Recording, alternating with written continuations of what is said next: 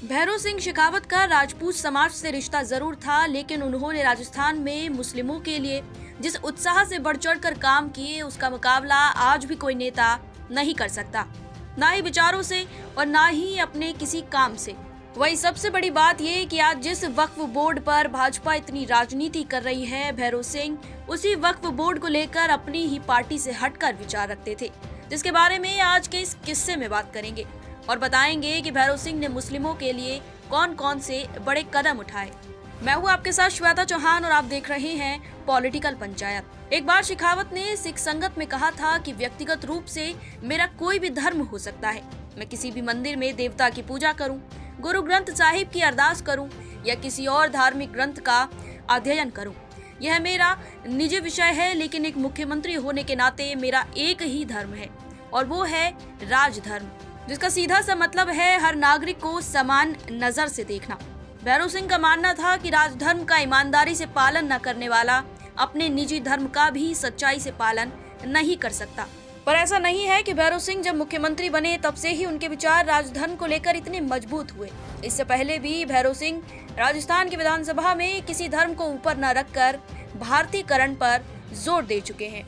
इस तरह भैरों सिंह के ये विचार कोई छलावा नहीं है और ऐसे कई मौके आए जब भैरों सिंह ने सीएम रहते हुए अल्पसंख्यक खासतौर से मुस्लिम वर्ग के लिए बड़े बड़े कदम उठाए।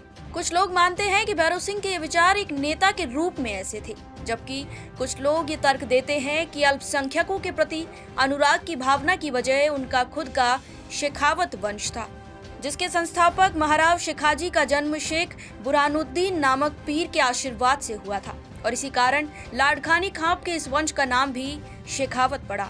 चलिए अब भैरों सिंह के मुसलमानों के लिए उठाए गए बड़े कदमों की बात करते हैं। तथ्यों पर निगाह डालें तो शेखावत के राज में दरगाहों और मस्जिदों के संरक्षण का काम बड़े पैमाने पर किया गया था। पूरी दुनिया में प्रसिद्ध ख्वाजा मोइनुद्दीन चिश्ती की अजमेर स्थित दरगाह को आज भी मक्का मदीना के बाद सबसे पवित्र जगह मानते हैं। शेखावत ने दरगाह और उसके आसपास की जगहों का विकास और सौंदर्यीकरण कर अंतर्राष्ट्रीय स्तर का बनवाने के लिए एक योजना तैयार कराई थी और उसे 17.5 करोड़ की लागत से पूरा भी करवाया था। इतना ही नहीं, पाकिस्तान के राष्ट्रपति समेत कई विदेशी मेहमानों ने भैरों सिंह के इस काम की खूब तारीफ की थी। और जब मुस्लिम समुदाय ये शिकायत लेकर भैरों सिंह के पास पहुंचा कि राजस्थान में हज यात्रा के लिए बहुत कम कोटा तय किया है, तो शेखावत ने तत्कालीन प्रधानमंत्री इंद्र कुमार गुजराल के सामने खुद पैरवी कर इस कोटे को डबल करवाया था। इसके साथ ही राज्य से जाने वाले हज यात्रियों की सेहत को ध्यान में रखते हुए हर साल राजस्थान सरकार एक मंत्री, एक डॉक्टर और पैरा मेडिकल स्टाफ भेजने की व्यवस्था करती थी। जबकि ऐसा भी नहीं है कि राजस्थान में मुस्लिमों की जनसंख्या ज्यादा थी। उस समय ये करीब 15% के आसपास थी। इनमें भी आधे से ज्यादा लोग अनपढ़ और पिछड़ेपन के शिकार थे, जिसे दूर करने के लिए भैरों सिंह ने कई बड़े कदम उठाए, जैसे स्टूडेंट्स के लिए स्कॉलरशिप की व्यवस्था, मदरसों में किताबों का मुफ्त वितरण, लिपिक से राज्य और राष्ट्रीय स्तर पर प्रशासनिक सेवाओं, इंजीनियरिंग और मेडिकल की प्रतियोगी परीक्षाओं में मुस्लिम अभ्यर्थियों को तैयार करने के लिए ट्रेनिंग दिए जाने की व्यवस्था।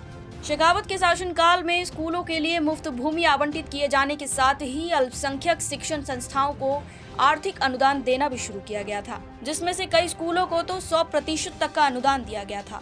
और आज जिस वक्फ बोर्ड को लेकर इतनी राजनीति की जा रही है, उसे लेकर भी शेखावत के विचार शायद आज के नेताओं से ना मिले, क्योंकि शेखावत ने वक्फ बोर्ड का पुनर्गठन कर उसको दिए जाने वाले अनुदान को डबल कर दिया था।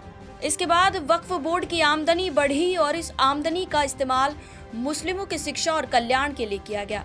इस तरह जिस वक्फ बोर्ड को लोग वक्फ जायदाद और मुस्लिम इदारों से टैक्स वसूलने वाली एजेंसी के रूप में देखते हैं, तो उसे शेखावत वक्फ जायदाद की हिफाजत और मुसलमानों की उन्नति करने वाली संस्था के रूप में देखा करते थे।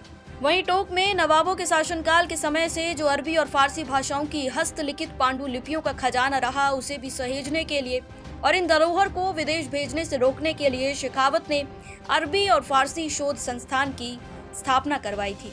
एक और बात जो भैरों सिंह को पहले के और अब के नेताओं से अलग बनाती है, और वो ये है कि वो पहले ऐसे मुख्यमंत्री थे जिन्होंने अपना सरकारी आवास रोजा इफ्तार पार्टियों के लिए खोला। साल 1978 में शेखावत ने राज्य भर के मुस्लिम प्रतिनिधियों को मुख्यमंत्री निवास पर रोजा इफ्तार पार्टी के लिए आमंत्रित किया था, जहां लोगों ने पहले नमाज अदा की और फिर अपना रोजा इफ्तार किया। इसके अलावा जयपुर शहर के बीच जामा मस्जिद सांप्रदायिक फसाद के चलते बंद रही, उसे भी भैरव सिंह ने ही इबादत के लिए खुलवाया था।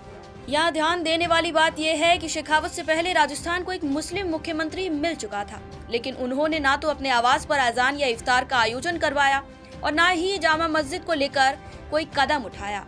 वहीं जब जोधपुर के तकिया चांद शाह को लेकर विवाद उठा कि ये प्रॉपर्टी नगर निकास न्यास की है या वक्फ की, तो शेखावत ने सीएम बनने पर साल 1977 में तत्कालीन स्वायत्त शासन मंत्री भंवर लाल शर्मा और वक्फ मंत्री महबूब अली को जोधपुर जाकर स्थिति का सच पता लगाने के लिए भेजा था और सच सामने आते ही प्रॉपर्टी वक्फ बोर्ड को सौंप दी गई थी।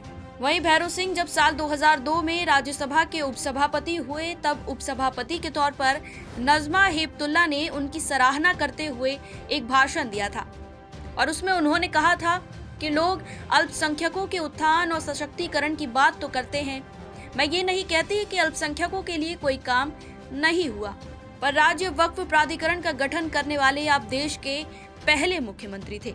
इसके बाद उपसभापति ने आगे कहा था कि साथ ही आपने मेरी मातृभाषा उर्दू को भी राज्य में प्रोत्साहन दिया। हालांकि उर्दू राजस्थान की भाषा नहीं है, न केवल उर्दू बल्कि अरबी और फारसी भाषाओं को भी प्रोत्साहन दिया। इन सभी बातों से ये समझा जा सकता है कि भैरव सिंह अपनी लीग और आज के सभी नेताओं से बिल्कुल अलग थे और उनके जैसा नेता राजस्थान या भारत को मिलना बहुत किस्मत की बात है। खैर, अब उनका दौर खत्म हो चुका है, पर नेताओं को चाहिए कि वो सीख लें।